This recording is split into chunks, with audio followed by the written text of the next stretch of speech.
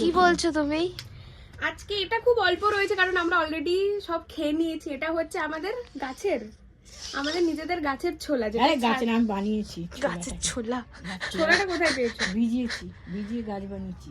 হ্যাঁ প্রথমে ভিজাতা গাছ মানে ছোলাটা দোকান থেকে কিনেছো? কাঁচা ছোলাটা কিনে আমি গাছ বানিয়েছি ঘরে। আচ্ছা আচ্ছা, গাছ মিন্স এরকম এটার ভাবে পিছনটা। হ্যাঁ, এই যে এরকম সাদা ভাবে সাদা হয়েছে। তোমরা কে কে এরকম খেতে পছন্দ করো জানাবে। এটা খুব ছোলা পুষ্টিকর, মাখা, তাই তো? ছোলা মাখা। ছোলা মাখা, যেটা আমাদের হোমমেড।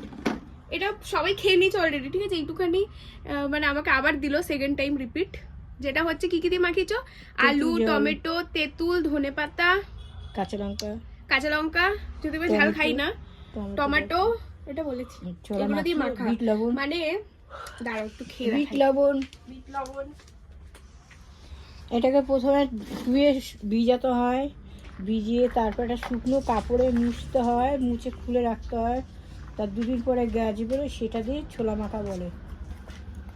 ছোলা শীতকালের মাখা দিনে না। সকাল সকাল বেলাতে এটা অ্যাজ আ ব্রেকফাস্ট খাওয়াটা খুবই হেলদি একটা জিনিস। সাবি দেওয়া হয়েছে।